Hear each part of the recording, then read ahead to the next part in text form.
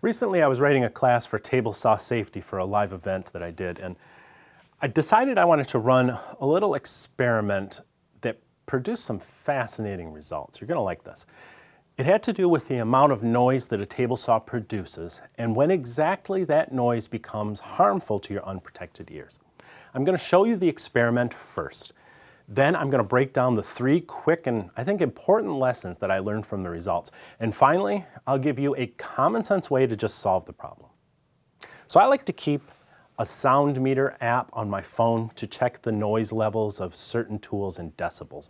I don't have a preference. I just suggest finding a free one. It's worth having so you know what your tools are making and so you can protect yourself when you need to. But interestingly enough, when I'm alone in the shop, standing still, my app is reading around 38 decibels. I guess that's noisier than what I expected. I don't know what I expected, but my shop is in a small downtown area, so there's some street noise outside. But watch what happens when I turn on my table saw, which is a cabinet saw, so it's quieter than some contractor saws. It jumps to about 88 decibels. Now that's pretty noisy, but one thing I've always noticed is that a table saw that's just running seems significantly quieter than one that's actually cutting wood. Have you ever noticed that? Listen to the change here as I cut some hard maple.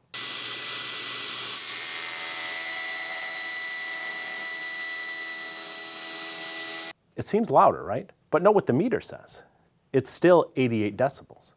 The noise level is the same whether I'm cutting or I'm not, no matter what my ears seem to be telling me. But it gets even more interesting. I got out the shop vacuum because that's what a lot of folks in small shops use for dust collection, and they're pretty noisy. In fact, my meter reads at about 80 decibels when my shop vacuum is running by itself. That's actually quieter than most, but it's still noisy. Now I wanted to know what happens when you combine a noisy shop vacuum with a noisy tool like a table saw. So here's the table saw again, by itself, reading around 88 decibels. And here's when I turn on the shop vacuum. There's no change. The two of them together are still around 88 decibels. Finally, I shut off the table saw and leave the shop vacuum running alone, and it drops back down to around 80 decibels. So there are 3 lessons here. First, our ears are not a reliable judge of noise levels. The table saw alone seems much quieter to my ears than the saw when it's cutting through hardwood or when the saw and a shop vacuum or dust collector are running together. Likewise, my shop vacuum sounds louder to me than my table saw, but it's actually quieter by a significant amount. So don't assume that just because something seems quieter, that it's actually less harmful to your ears.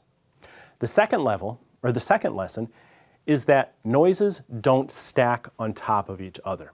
I'll leave a detailed explanation of decibels to the audio experts, but just put simply for the use of our conversation here, the loudest tool is going to win out.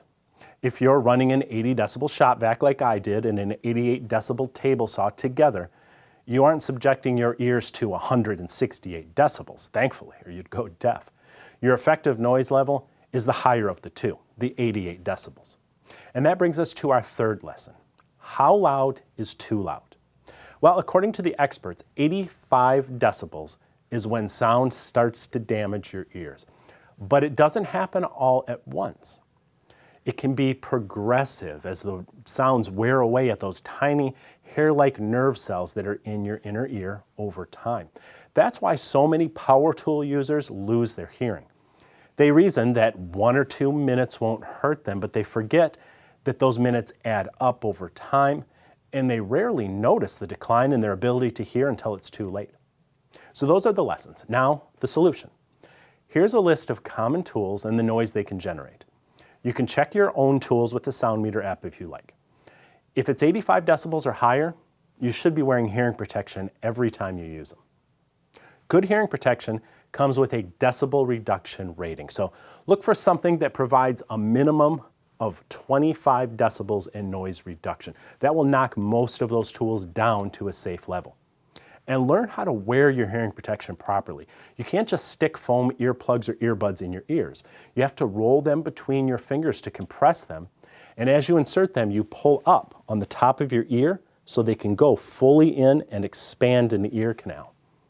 Earmuffs, likewise, should be worn properly They have to seal on the sides of your head. I like these because they have a nice soft padding that forms around the arms of my glasses, and because they're very lightweight and comfortable. I can wear these all day or pop them on and off quickly, which is something that's not so easy with earbuds. I especially like their Bluetooth capability, so I can hear my phone ring when I'm working, or if I want to, I can listen to music.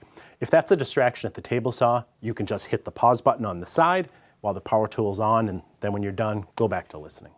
These are the ISOtunes Air Defenders, in case anybody wants to know. In fact, when I knew I was going to make this video, I contacted ISOtunes and asked them to give a discount for you folks, and they agreed that they would give away a free set of earbuds to anyone who spends $100 or more in their store. So you essentially can get 2 for 1. There's a link and a discount code that you need to use. I'm going to put that below this video along with the other details. This is only good through September 17th. So you'll find that stuff in the video description below. You may have to click a little arrow to expand it, or pin to the top of the comment section. I would have made this video regardless. Like I said, this was for a table saw course, but it was nice of ISOtunes to come through for us. So please thank them with a quick visit. Either way, protect your ears, even if it's with simple foam earplugs. You'll thank me later.